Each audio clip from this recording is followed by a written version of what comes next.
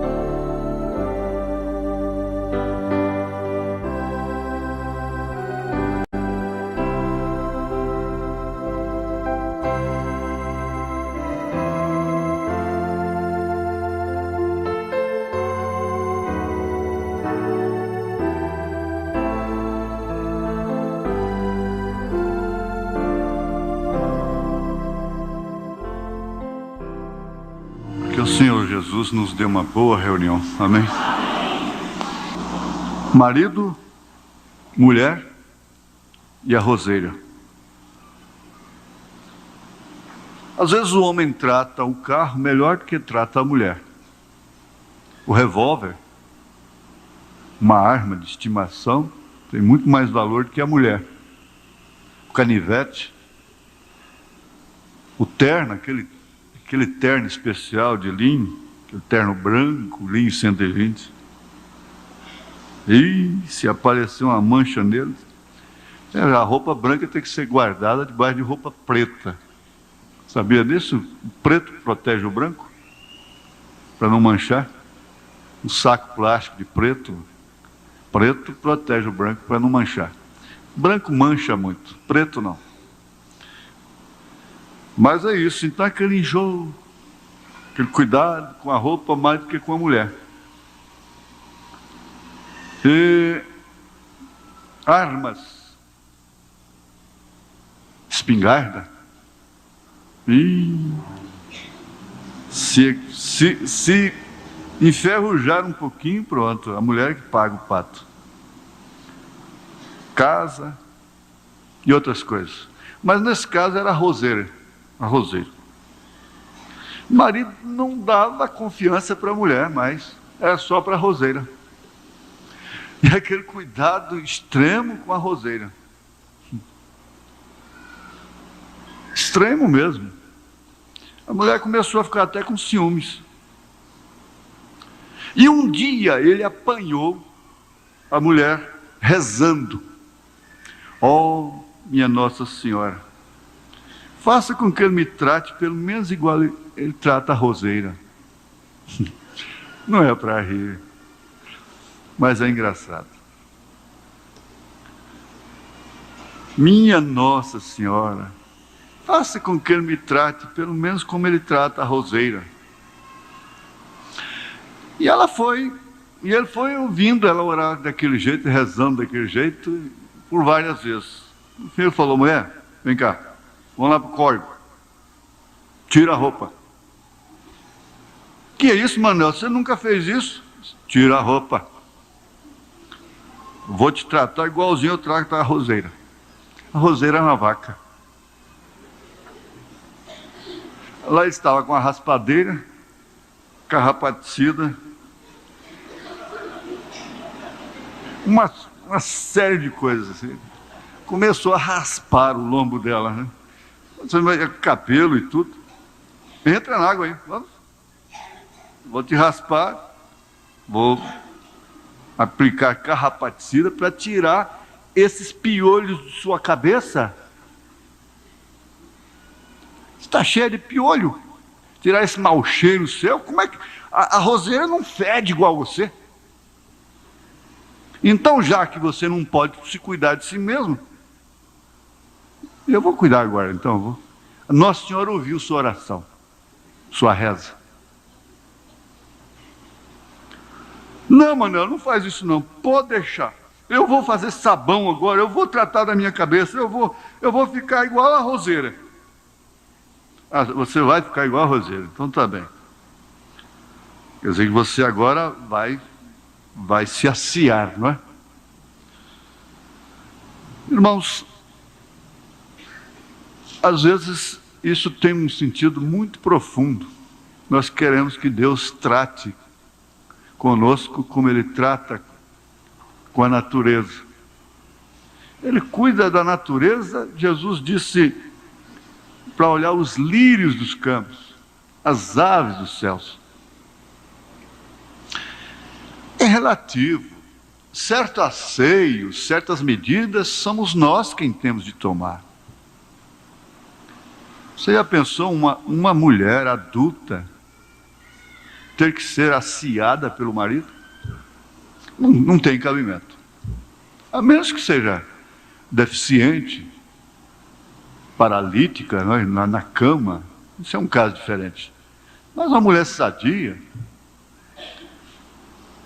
isso quer dizer que certos cuidados com sua alma, com sua vida, é você quem tem que tomar. O profeta diz: você não pode culpar nem o próprio diabo, quanto mais as pessoas. Deus tem dado meios suficientes. Inclusive ele disse, ele deu o meio da asepsia, da limpeza, que é o sangue de Jesus Cristo, que nos lava e purifica de todo pecado, nos deixa limpos. Nós somos salvos pela graça, e o sangue, a fé no sangue de Jesus Cristo, nos mantém limpos diante de Deus. Então, nós queremos agir muitas vezes como verdadeiros parasitas. E as orações, na maioria dos casos, são enfadonhas diante de Deus, cansativas. São orações de quem ainda não tomou uma plena consciência de seus próprios deveres, de suas próprias possibilidades, de manter-se numa posição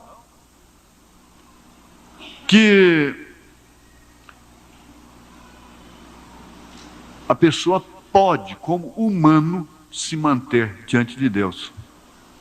Tem uma que não pode, não dá conta. Eu sustento aquilo, que você dá conta de ser batista, você dá conta de ser presbiteriano, ser assembleiano, ser católico, tudo isso de uma maneira perfeita, mas na mensagem não. A mensagem não. É impossível para o homem. Sempre a mensagem do dia foi impossível para o homem, mas é possível para Deus. Então vale a pena lembrar de Jesus, lá junto ao túmulo de Lázaro, quando ele disse, tirai a pedra.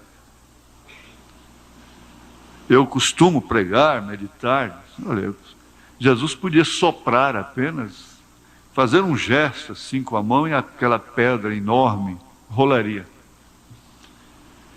Mas ele disse, tirai a pedra. Isso quer dizer, vocês podem fazer isto. Vocês podem. O que vocês não podem, eu vou fazer. Eu vou dar vida para o morto. Agora, tirar a pedra vocês podem. Como vocês puderam colocá-lo lá dentro? Com bom senso. Deve-se sepultar a quem morreu. Isso é lógico, é natural. É plenamente racional. sepultar a quem está morto.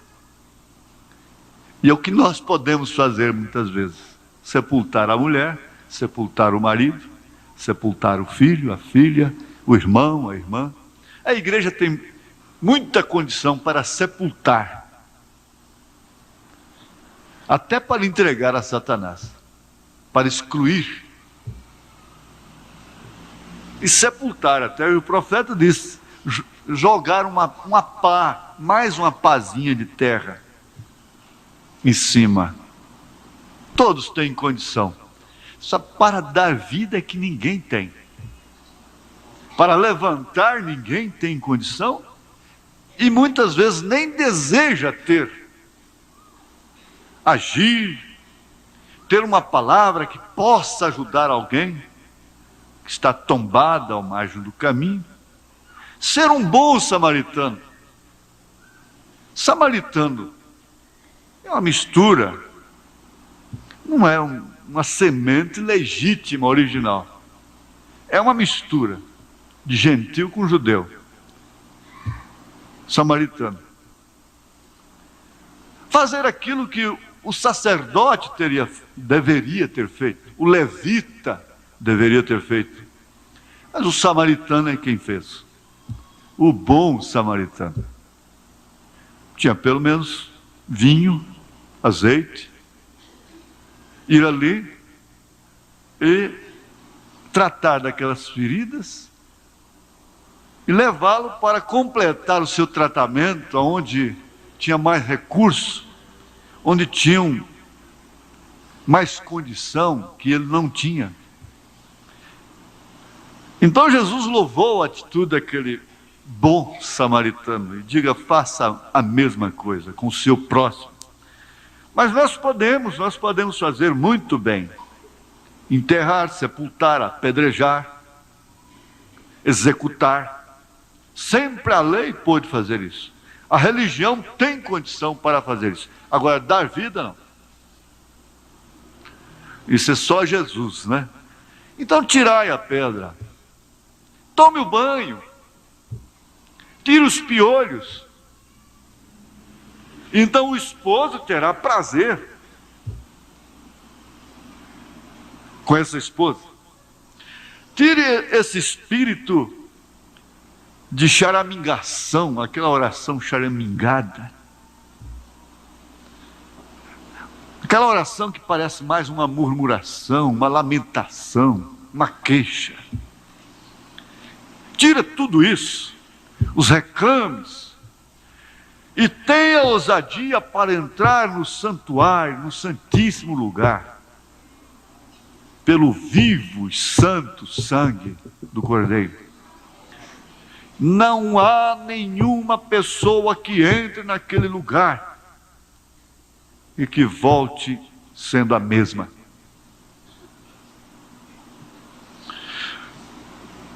Senhora, ajude que Ele me trate pelo menos como Ele trata a Roseira.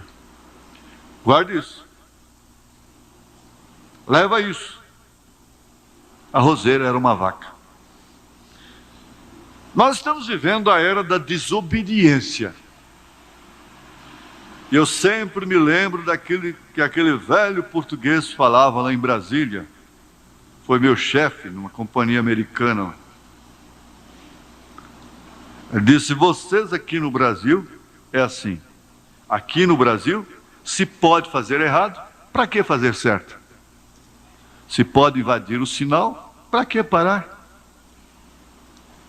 Isto quer dizer, invade o sinal, não tem um guarda lá na frente para aplicar uma multa de 10 salários mínimos, para guinchar aquele carro, levar para o Detran, caçar aquela carteira, pelo menos por um ano, que poderia ter matado gente ali, sacrificado vidas inocentes até.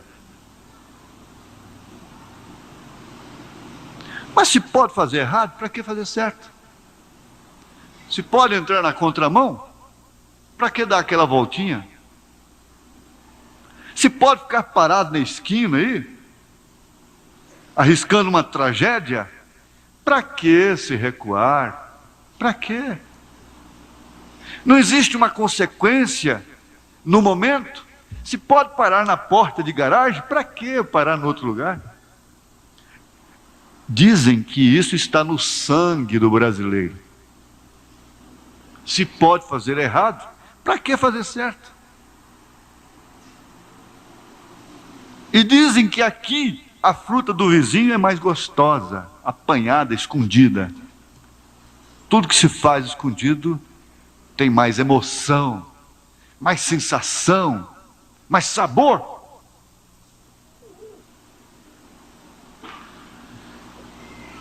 Mas essa é a era da desobediência.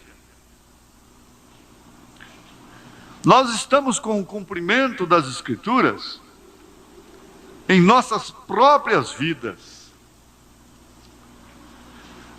A Escritura não discute,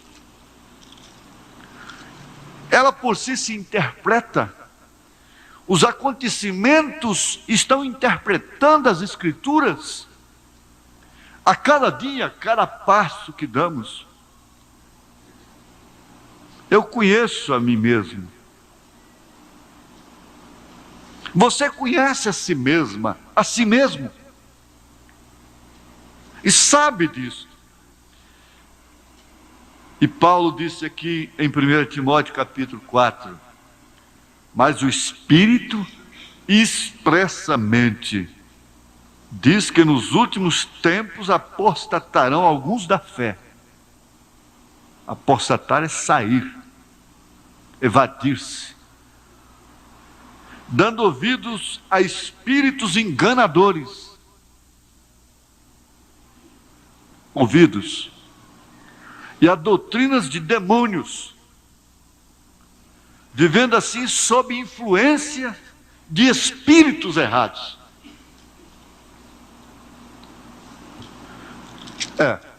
Aqui na segunda carta a Timóteo, capítulo 13, ele diz: sabe, porém, isto, que nos últimos dias sobrevirão tempos trabalhosos. Nos últimos dias, tempos trabalhosos.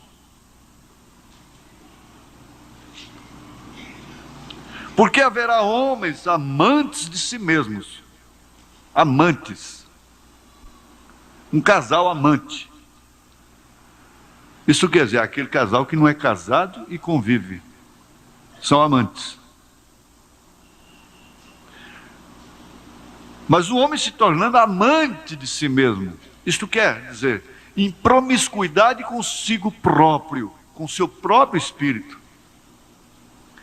Tornando-se um verdadeiro coito de imundície.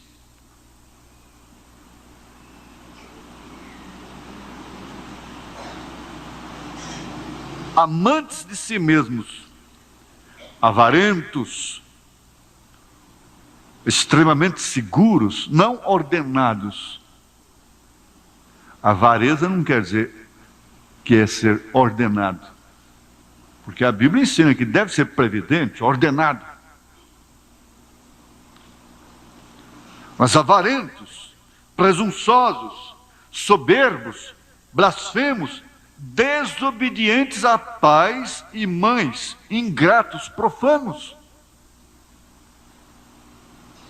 sem afeto natural. Olha o retrato falado que São Paulo deixou na Bíblia Sagrada acerca dos últimos dias. Quer dizer que vai haver o último. Sem afeto natural, irreconciliáveis, caluniadores, incontinentes, cruéis, sem amor para com os bons, parciais. Se me agrada, se me simpatiza, então trato até com excesso de cuidados, de atenção. Mas se não é da minha simpatia, então que se perca, que se dane. Não há virtude nenhuma nisto, minha filha, meu filho. Jesus disse que não há virtude alguma em você amar a quem te ama, a quem te considera. A virtude está em você amar a quem te aborrece. a orar pelos seus inimigos, orar por aqueles que te maldizem. Antes de dar a oferta, você lembrar de cada um deles, ou de todos eles, coletivamente, e pedir até pelas suas filhas e filhos, pelas suas vidas. Não há virtude alguma em ter paciência e suportar aqueles que nos suportam, aqueles que nos recompensam. Por isso que Jesus disse: você dê para quem não tem condição de retribuir a você. E chegou a dizer: quando você convidar alguém para um banquete, convide os pobres, os aleijados, os cegos, os mudos, aqueles que não têm condição de retribuir. Agora, isso não se aplica somente a uma mesa cheia de torta, de empada, de macarrão, macarronada, de frango e coisas assim. Não.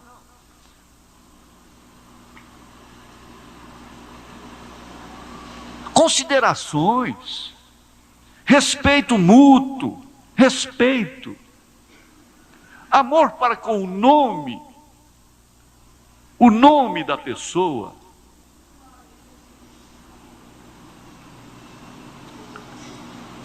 Agora, você só dedica isso a quem te retribui, quem tem condição moral, espiritual,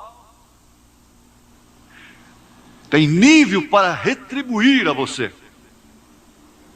Jesus disse: não há nenhuma virtude nisso. Ele disse: os fariseus hipócritas fazem o mesmo. É um desafio, sabe, é um desafio que não nos coloca no canto da parede, não, porque isso é plenamente praticável. É somente nós contrariarmos um pouquinho o nosso espírito, que está rebelde demais. Quando o nosso espírito se coloca rebelde, irmãos, nós ficamos igual aquele cavalo. O irmão Nathanael Johnson fez menção aqui, o irmão Branham pregou aqui, que aquele jockey, aquele peão para nós aqui, aquele peão manso, amoroso, queria tratar aquele cavalo bem, mas ele não aceitava, não tinha jeito. E ele, com toda a mansidão, agindo com ele de uma forma mansa, mas ele estava rebelde, ele estava gordo. Cavalo de invernada fica rebelde. Aqueles que sabem da criação de cavalo, sabem.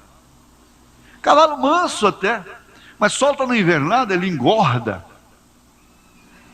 Fica de anca larga. Então ele fica rebelde. Fica espirituoso, como dizem lá o pessoal do campo, não é? E aquele cavalo não queria o bom trato.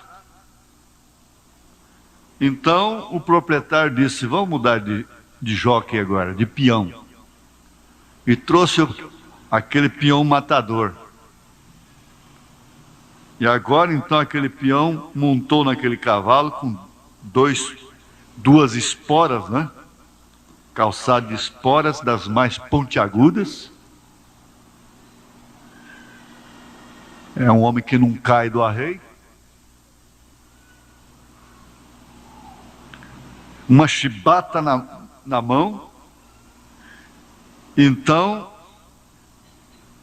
o pau comeu entre as orelhas, na anca, em todos os lugares, a espora no vazio, na costela, sangrando, e o bicho urrando, urrando até que parou de pular.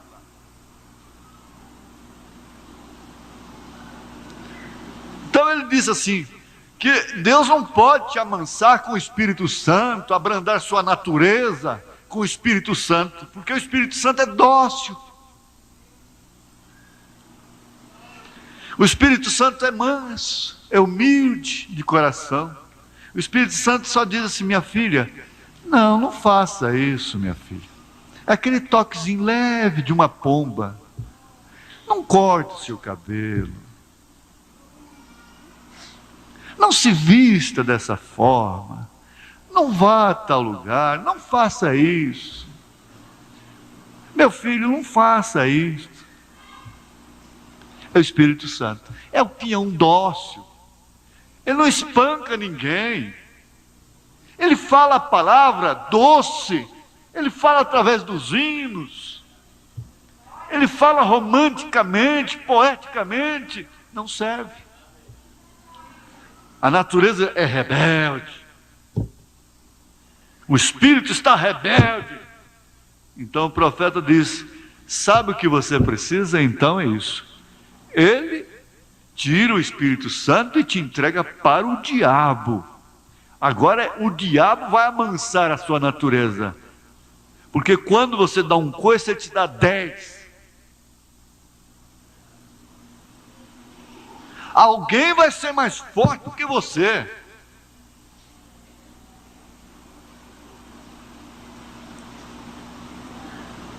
Agora, a teimosia não é de Deus. Eu não conheço um homem mais teimoso do que eu. E sabe o que acontece?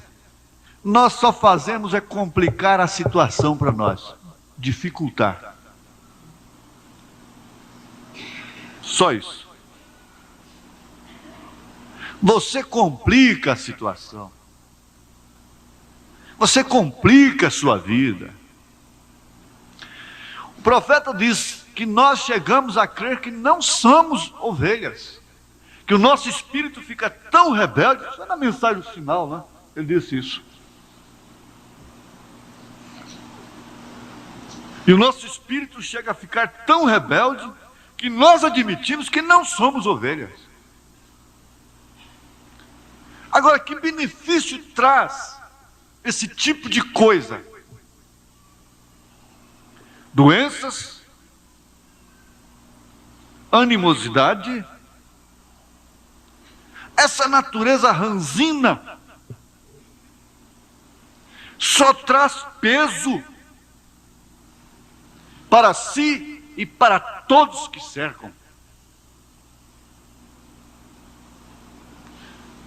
Então nós deveríamos estar agora enciumados da roseira? Com ciúmes da roseira? Por que Deus às vezes faz mais cura lá para os nativos, para os pagãos, e mesmo até no mundo pentecostal denominacional? É porque Deus não tem que exigir dele, não vai exigir deles o que exige de nós. O homem não podia entender que aquela vaca de estima podia banhar-se a si mesma e ter cuidado consigo mesma. O vaqueiro tem que ter um certo cuidado com o gado. Mas a sua mulher não tinha razão de viver piolenta, suja, fedendo.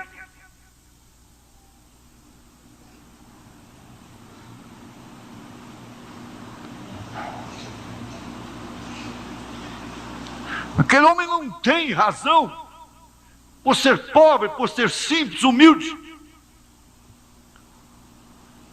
de não tomar banho, e ficar aquele homem fedido, insuportável, provocando até náuseas na mulher, embrulha o estômago. Pode ser pobre, velho, novo, o asseio é de Deus. Tem como ser asseado. Tem como ser compreensivo. Tem como ser humilde. Tem como esperar. Existe sim, não tenha dúvida. Ora, se nós temos que tirar algum mal, não é dos outros, é de nós. Se eu tenho que tirar algum mal, não é dos outros, é de mim. Não tenha dúvida disso. Mas esta é a era da desobediência, a era do espírito do erro. Se pode fazer errado, para que fazer certo? É democracia, direito dos povos, para que fazer certo? Para que evitar?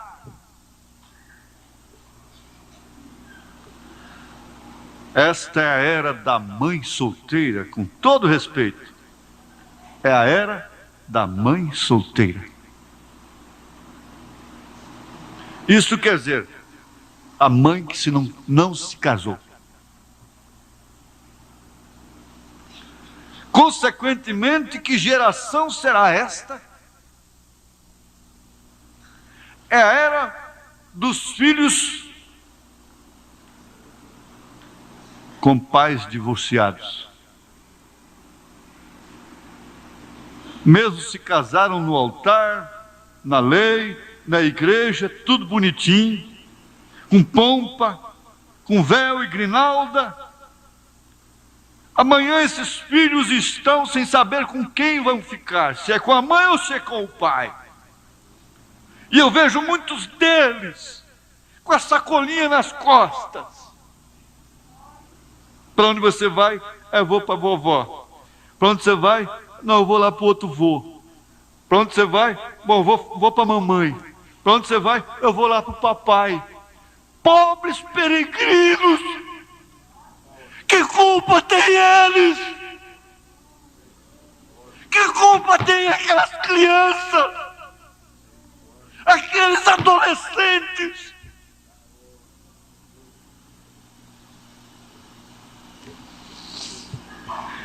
Eles chegam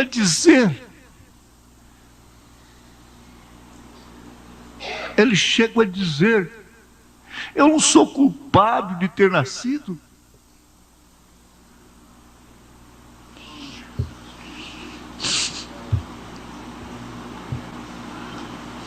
O que tem de adolescente, de criança sem pai, sem mãe, com pai e mãe vivo?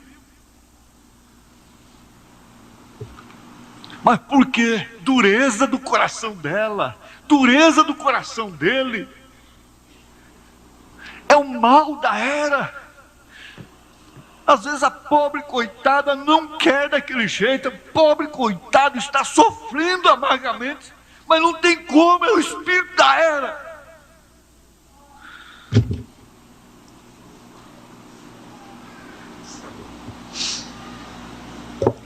E sofre humilhação daqui, humilhação dali. Pede dinheiro para um, pede dinheiro para outro.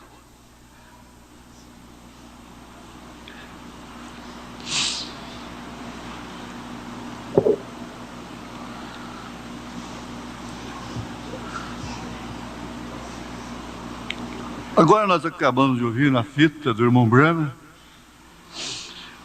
ele dizendo, você não age como um cristão. Quando você recebe o coração do mundo, você tem que agir como o mundo está agindo. E o mundo está agindo desta forma.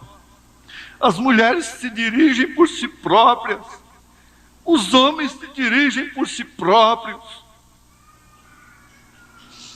E ele disse, como pode? Se esses filhos recebem uma influência desta natureza,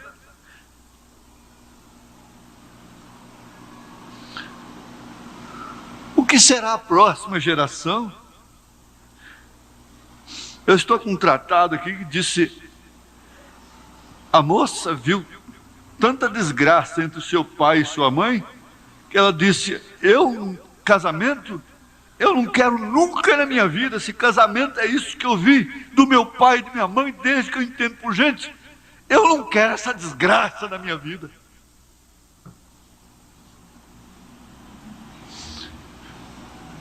Aquele psiquiatra dizendo, aquela moça ficou marcada pela insubmissão de seus pais, sem ter nenhuma culpa. Nenhuma culpa. Então nós vemos aqui que estamos vivendo a era da influência. A influência é apenas um toque na televisão e no outro dia todas elas já estão vestidas daquele jeito. É mais uma exposição que vai ter em São Paulo, agora daqui uns dias a moda está completamente mudada.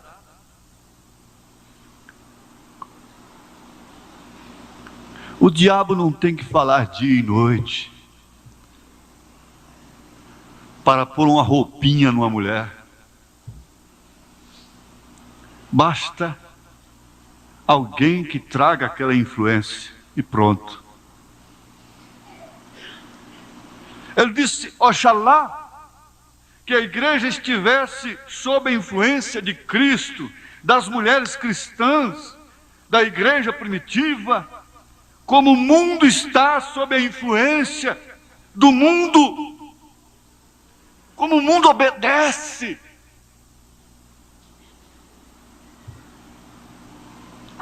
Você quer saber uma coisa? Hoje eu estava almoçando e estava lembrando. Se a Bíblia dissesse assim, toda mulher deve ter o cabelo cortado, seus lábios devem ser pintados de vermelho, suas unhas devem ser pintadas de vermelho, ela tem que usar calças esportes ou shorts. Se a Bíblia dissesse, elas estariam usando ao contrário. Elas não pintariam, elas não cortariam seus cabelos, porque o Espírito é contrário às Escrituras.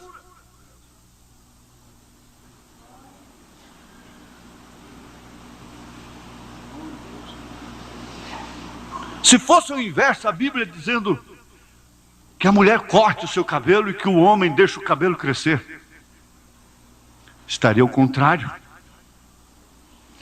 A questão é ser contrário à Bíblia. A questão é ser contrário a Deus. Porque esta é a minha carne. A inclinação dela é inimizade contra Deus.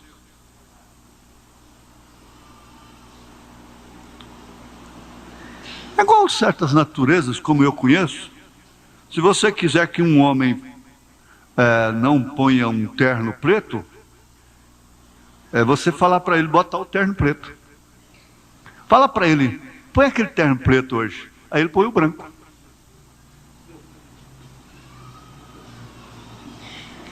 Você quer vê-lo de terno branco? Fala para ele, você não põe o terno branco não, viu? Aí ele falou, eu ponho o branco. Eu vou botar o branco. Você quer que ele come um tipo de coisa, de alimento? Fala, você não come isso aqui não, hein? Ele falou, eu vou comer. Vou comer só porque você falou para mim não comer.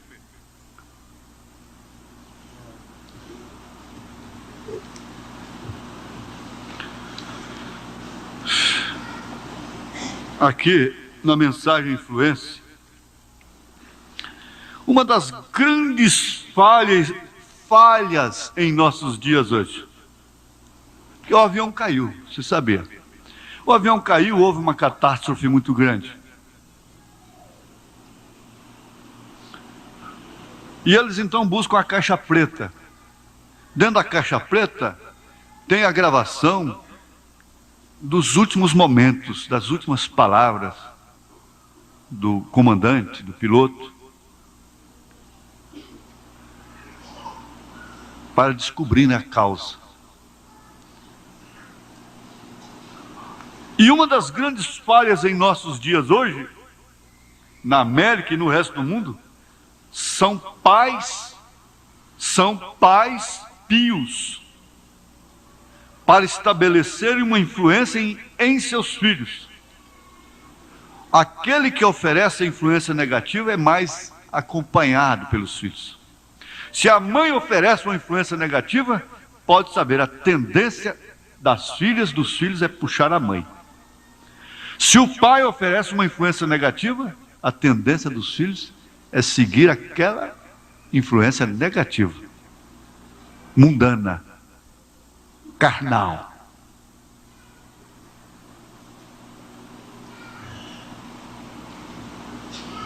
Não tenha dúvida. A influência a partir do parágrafo 25. Uma das grandes falhas em nossos dias hoje, na América e no resto do mundo, são pais pios para estabelecerem uma influência em seus filhos. Pais que realmente tenham um altar em seus lares, que tenham um lugar de respeito, de reverência dentro de casa, onde esse lugar especial, cada lugar tem, cada nação tem sua capital, cada estado tem sua capital. O lugar da oração coletiva da família, a mesa de jantar, é a copa, é onde se toma a refeição, é que se faz a oração, é que se faz o culto doméstico, é ali, está bem?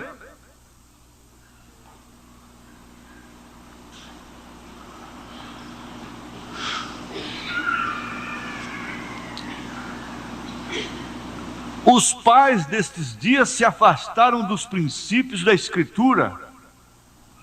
Essa é a grande causa do grande acidente.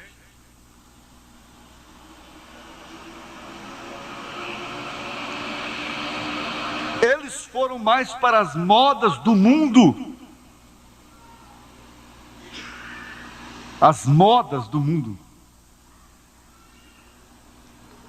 E o pior é que as igrejas fizeram a mesma coisa.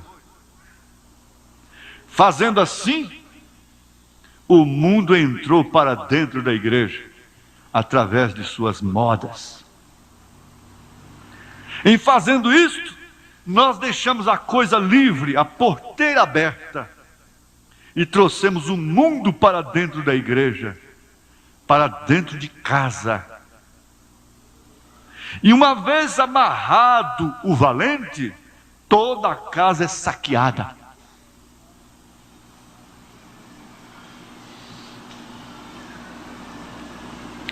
Gente, por que às vezes nós vemos famílias criadas na igreja, desde o berço, e não tem um que assume, não tem um que se batiza,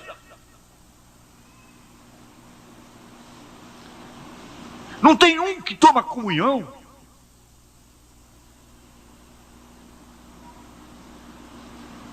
É porque nós temos que deixar, não podemos ser legalistas. Nós só temos que dar comida, sapato, médico, dentista, casa, cama, carro. Nós temos que dar tudo para eles. Muitas vezes até com os dízimos.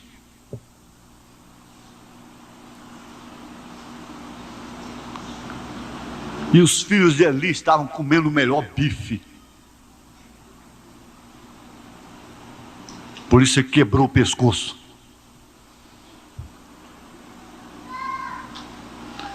E tem que se preocupar com o futuro. Eu tenho dito de uma maneira franca.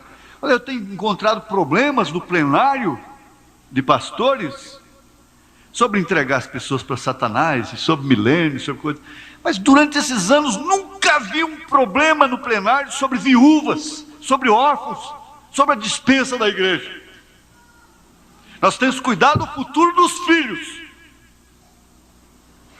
da família, porque toda família é heroína, porque a mulher tem que ser comprada para dar condição para o pastor. Os filhos têm que ser comprados para dar condição para ele. Mas isso é quando ele perde o espinhaço. é quando ele tem o coração de galinha.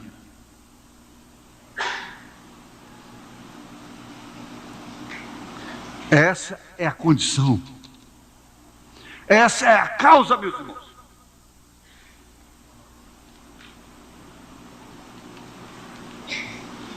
Outros não fazem nada. Às vezes foram até relapsos. Outros nem querem seus filhos na igreja. Eles vêm, se batizam e assumem. Meu Deus, o que é isto? O que está acontecendo? É que a quem mais é dado, mais é exigido.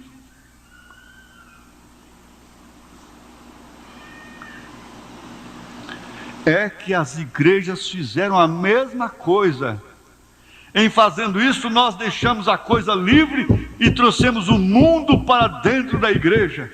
E esta é a razão pela qual temos esse grande acidente. Se eu disser isto aqui respeitavelmente diante desses jovens, a razão de termos tantas máscaras, gente mascarada, tal como chamam, e mau caráter, muito disto é por influência da vida familiar, em sua tenra idade, quando eles ainda não podiam determinar o que eles deveriam fazer, que dias deveriam vir à igreja. No entanto, seus pais já relaxaram o leme e deixaram que tão cedo, tão novinhos, eles decidissem por si mesmos que dia vir à igreja.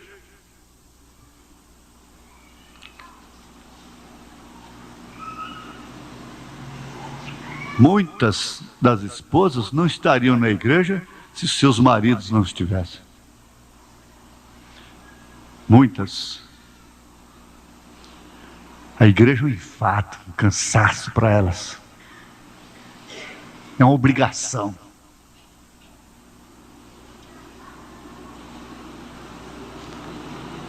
Muitos deles estão na igreja por obrigação.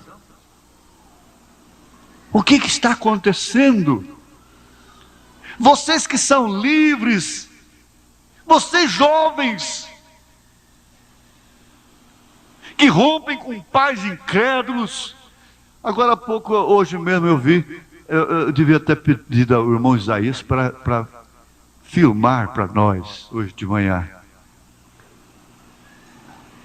Vendo, as moças se encantam com o bebê. Bebezinho, coisinha cheirosinha, bonitinha, mas aqui está todo borrado, e que suja o vestido da mãe, como eu vi hoje ali, no tanque. E aquela mãe não veio trazida aqui por pai, puxada pelo cabresto, não.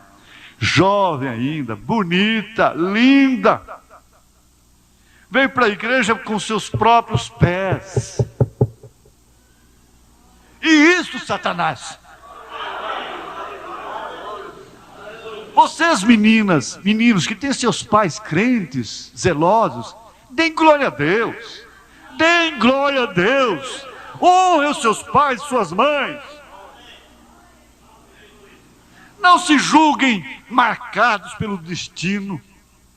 Que coisa, que peso. Minha mãe, meu pai ser da igreja. Não, que graça, que privilégio, que glória. Gente, nós analisamos assim, mas nós sabemos que o peso está muito grande sobre as mães, sobre os pais, sobre os ministros, sobre suas esposas, sobre os diáconos, sobre todo mundo. O peso está grande.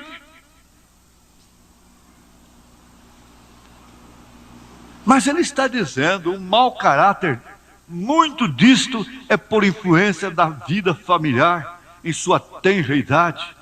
Eu ainda acredito nisto, que instrua a criança no caminho que deve andar, e mesmo depois de velha, não se desviará dele. Isso é a Bíblia que diz. Agora, ele nos fala, dizendo assim, que aqueles jovens foram destruídos, mortos por uma ursa, porque ouviram seus pais em casa comentando a respeito de Eliseu, desrespeitando a Eliseu. Quantos pais, mães, envenenam mentes de crianças, de meninas, ensinam a desrespeitar os nomes, as pessoas, porque eles não têm freio na língua, conversa tudo na vista de filhos. E o profeta diz que isso é uma desgraça para a família. Nós temos aqui o caso de Uzias. Eu não vou entrar nessa parte, eu vou deixar. Nós vamos parar. Nós estamos com o suficiente. Nós temos o suficiente. Aqui na visão de Patmos, nós teríamos aqui um bom tempo acerca da voz, porque se pode ouvir todo tipo de voz. Portanto, a sua voz, a voz de Deus, ficou rara. E não se pode distingui-la a menos que seja seu filho.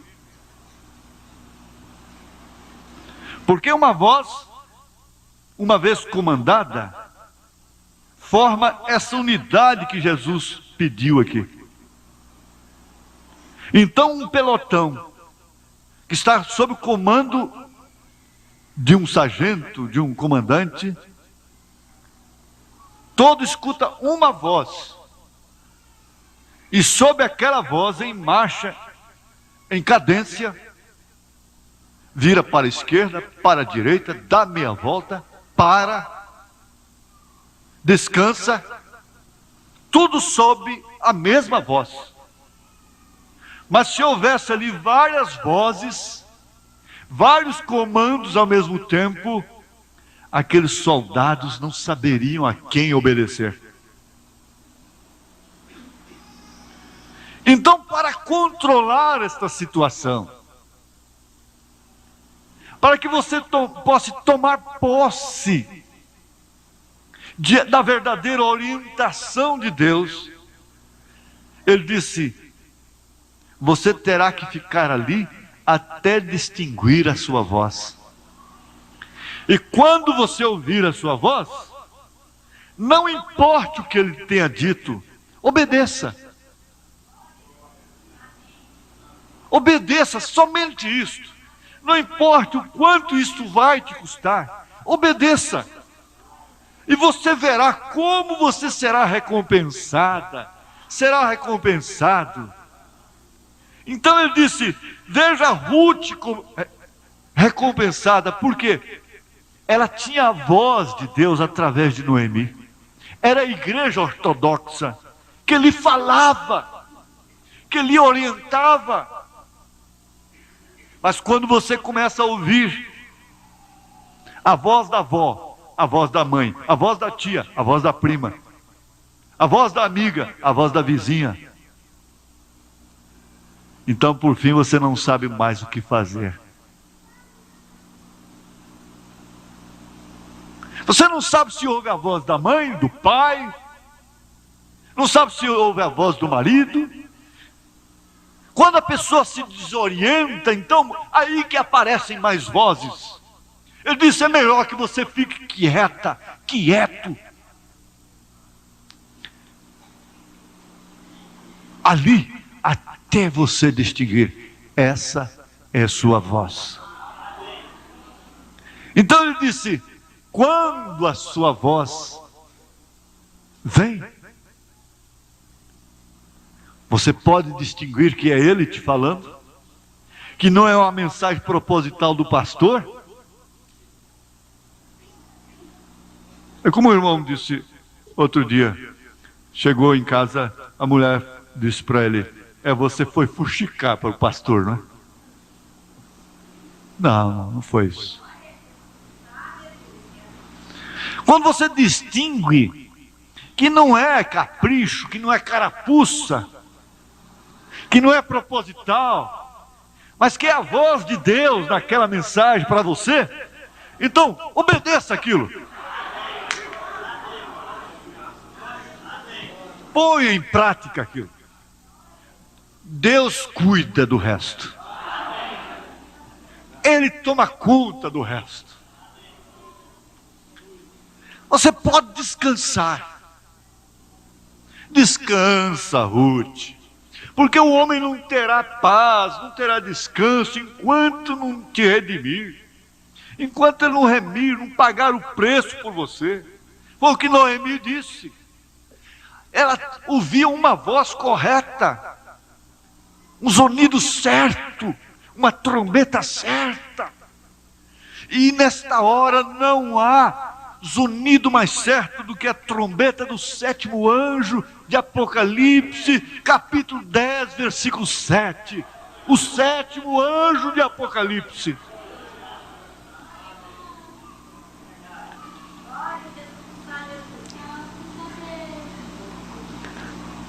Você sabe, deixa de obedecer, deixa de atender essa voz.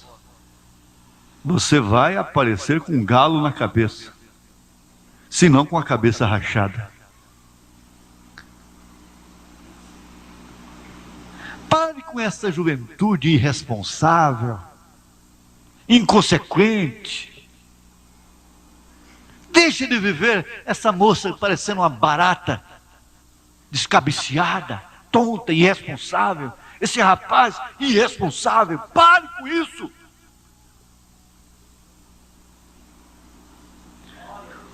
Você não precisa disto. Não se deixe levar por essas influências. Você não pode assistir um programa de televisão que aqueles rapazes, aquelas moças mascando chiclete, falando de sexo explícito, publicamente. Deixe de trazer uma influência desgraçada sobre você. Você não pode pensar que um cristão que vai ver filme pornográfico possa trazer um bom espírito para a sua vida, para o seu lar, para o seu futuro, para os seus lombos, de onde vão sair seus filhos. Você tem que pensar em seus filhos antes deles nascerem, antes de você se casar, antes de você conhecer seu marido, antes de você conhecer sua mulher. É quando você deve realmente plantar, porque aquilo que você planta, você vai colher. Tudo que você planta, você vai colher. Plante filhos sobre histerismo, sobre nervos histéricos, sobre incompreensão, sobre vaidade. Plante filhos insatisfeitas com a gravidez e verás o que vai colher.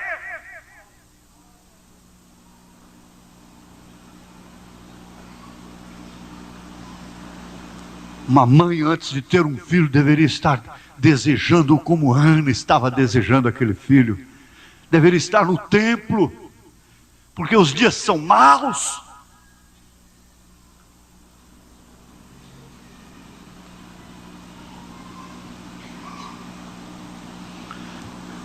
Criança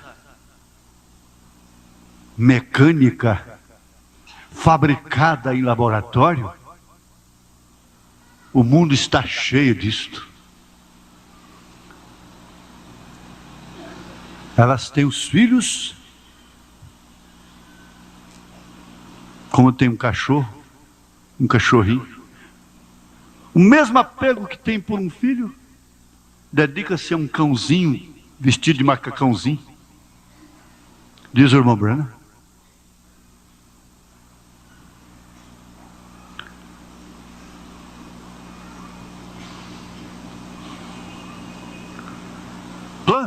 Plante um filho.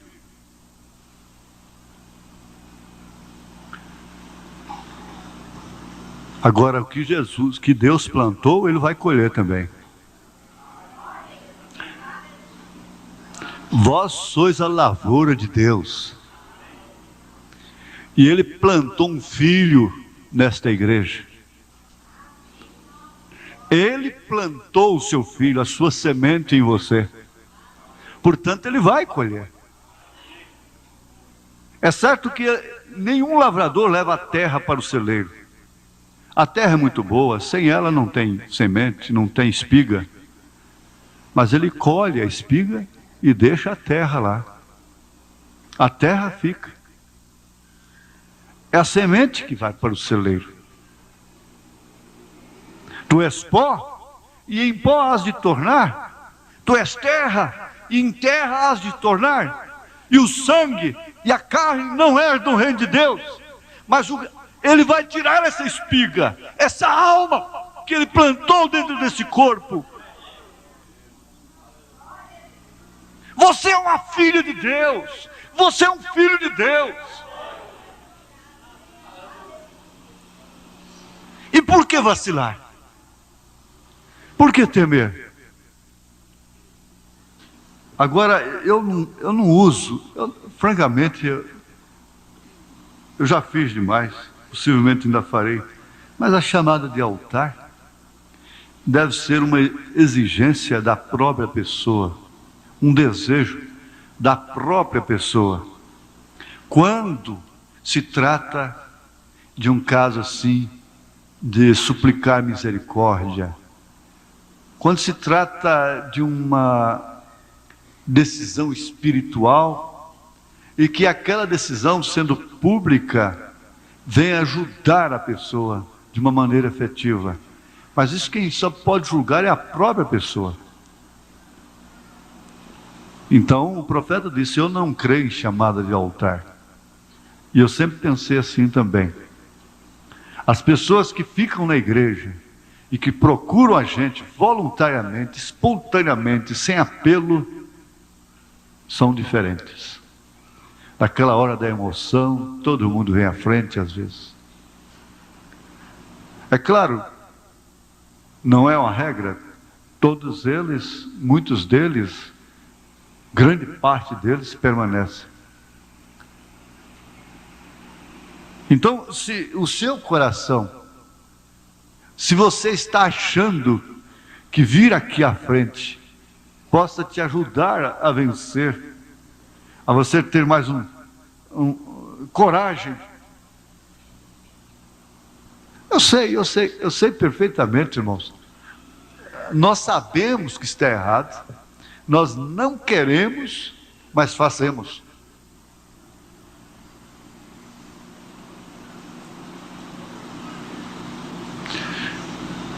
É assim mesmo, o profeta disse: se Deus tirar a mão de misericórdia de mim, eu entro pelo mesmo caminho que aquele ministro entrou.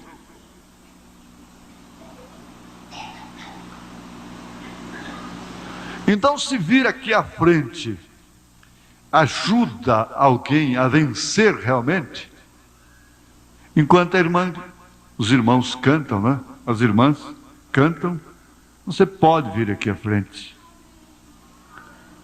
Não aqueles que atendem qualquer chamada de vir ao altar, não são esses, não. Eu estou falando de casos especiais. De casos especiais, de decisões definidas. Só Deus falou comigo e eu acho que minha vinda aqui na frente tem um sentido muito especial para mim nesta noite. Então eu estou aqui na frente para isso. Amém. Ele está falando com voz doce, com cântico, né? Com poesia. Agora, já o verbo era Deus. E aqui ele diz: propôs em seu coração que ele não pecaria contra Deus. E ele ficou constantemente com a palavra diante de si, pois esta é a única maneira que você tem para não pecar contra Deus.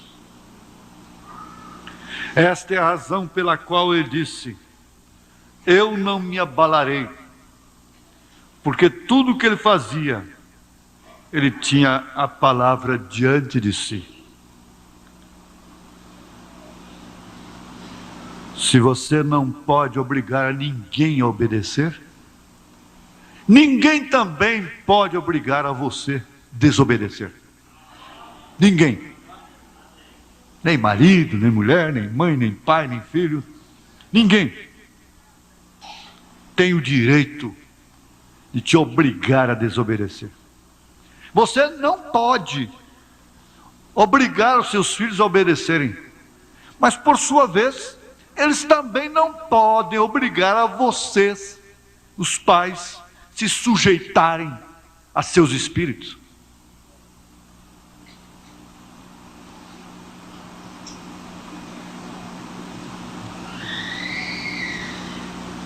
Agora vejam, como pode esperar estar na presença de um Deus tão santo e tão puro, que proveu a asepsia de todo pecado, a limpeza da alma, sem cobrir, sem ter a devida cobertura?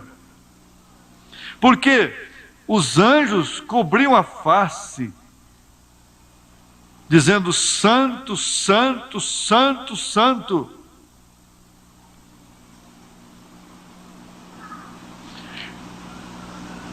Vamos tomar secundariamente, eles tinham 2 coberturas de asas sobre seus pés. O que aquilo significa?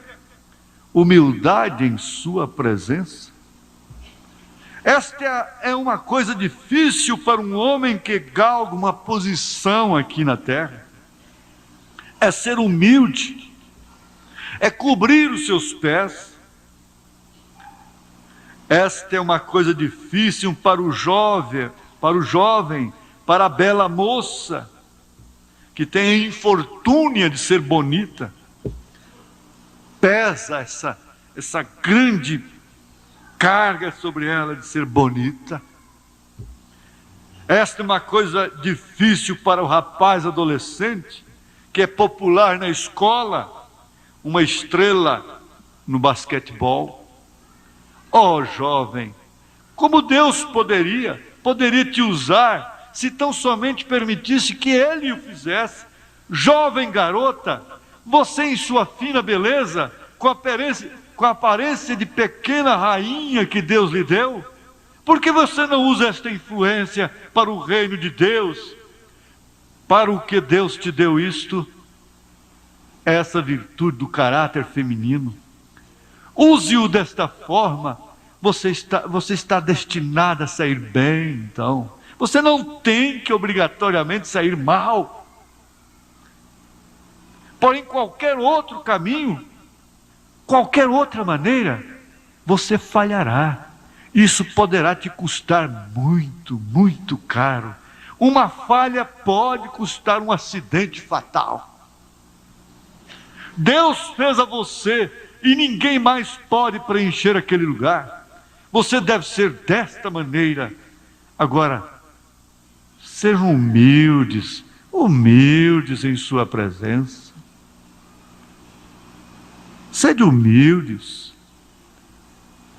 Ante a fraqueza dos outros também. Eu quero dizer que todos nós estamos na mesma condição. Uns melhorzinho, outros pior, mas todos estamos no mesmo barco. Se perecer, todos vão afundar, mas esse barco não afunda.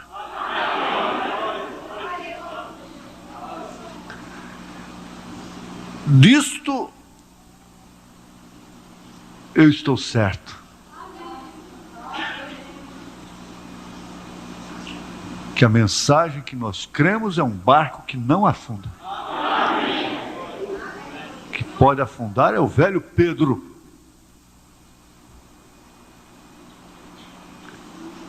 Mas Jesus não afunda.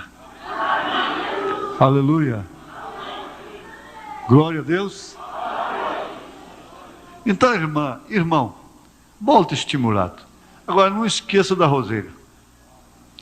não te esqueças da roseira. Nunca mais. Faz o seguinte, não é quando você vê uma vaca, não. Quando você vê um pé de rosa, uma roseira, aí você lembra da história.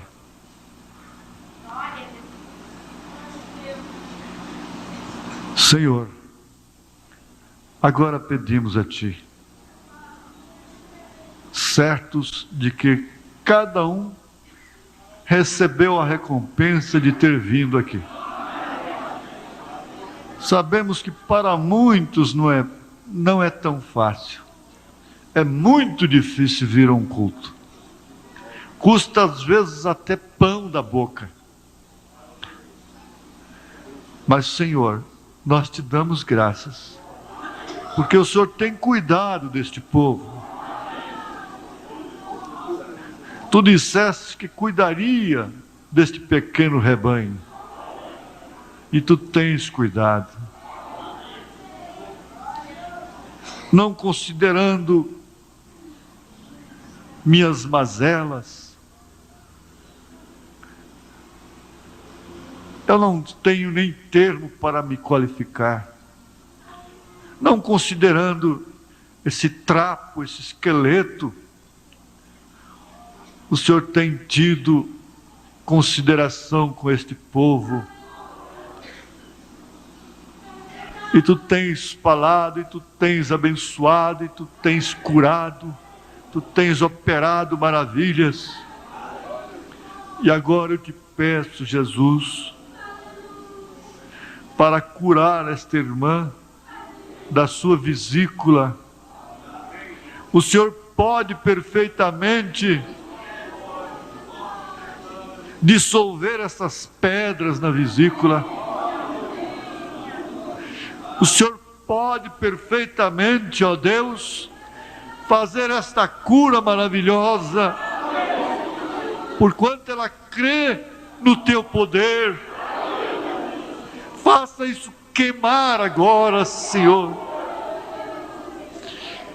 Opera, Jesus, grande médico dos médicos. Aleluia, Senhor. Glória a Deus, aleluia.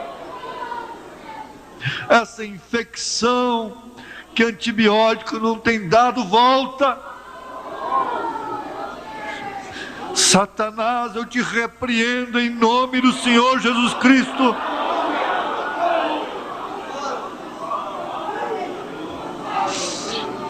Aleluia. Nós estamos vivendo numa hora em que as mentes estão ficando fracas. As pessoas estão se esgotando tanto que às vezes não suportam determinadas vozes, determinadas caras.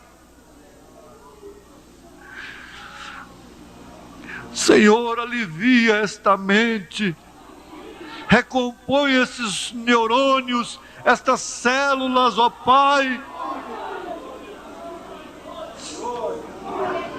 Aleluia, Senhor. Glória a Ti, Senhor Jesus.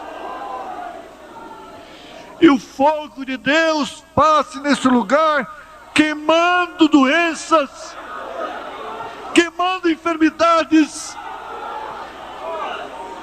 em todos os corpos, sinusite maligna,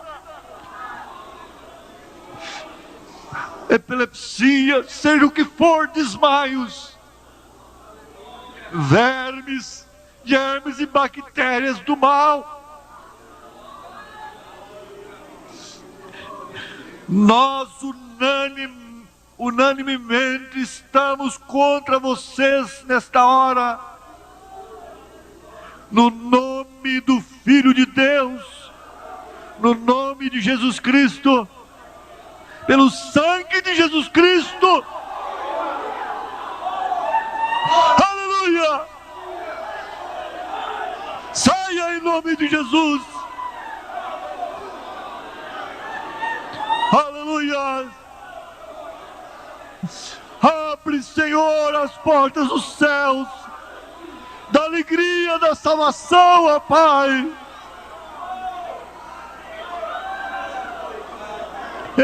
Glória! Aleluia.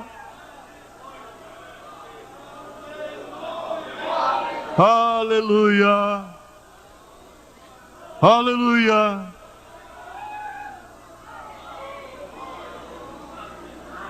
Aleluia. Em nome do Senhor Jesus Cristo, segure a sua bênção.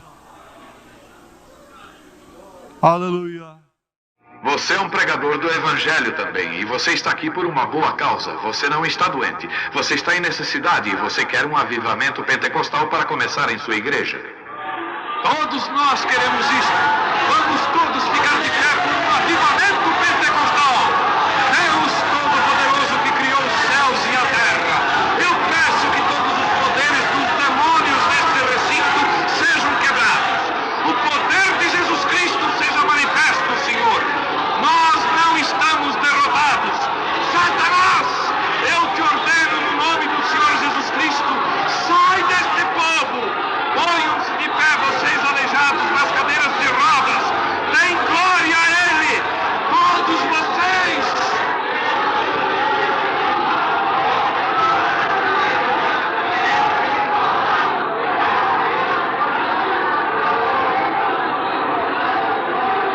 Glorifiquemos o nosso Deus.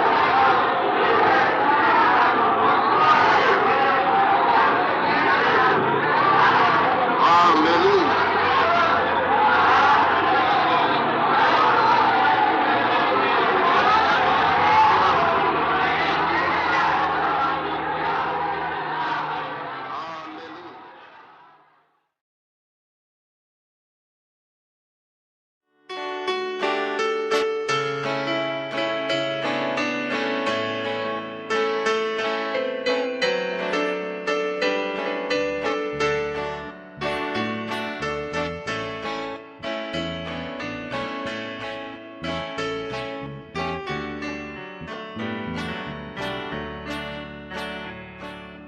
Sei que todo fim tem um começo, e às vezes é difícil suportar quando a prova está começando.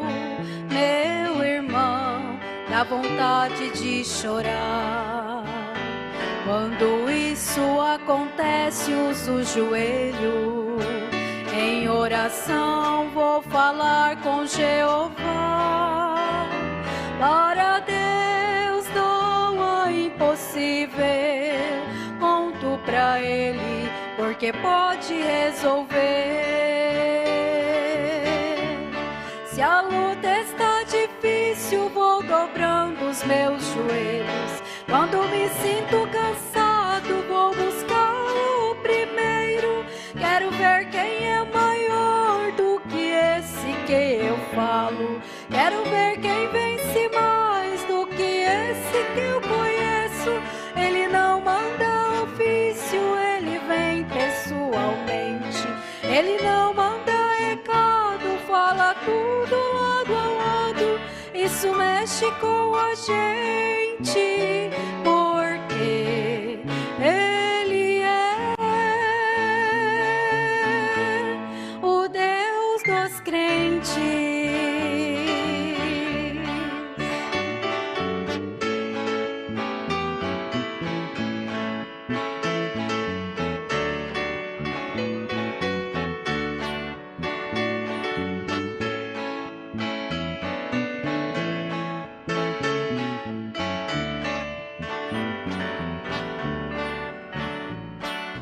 Sei que todo fim tem um começo, e às vezes é difícil suportar quando a prova está começando.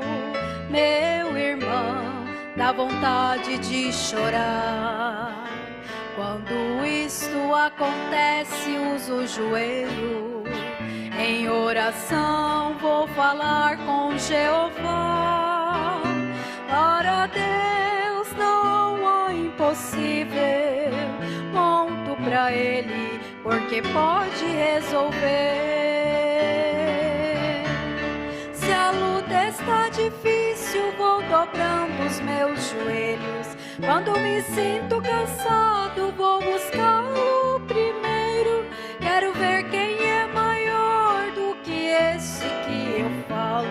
Quero ver quem vence mais do que esse que eu conheço. Ele não manda ofício, ele vem pessoalmente.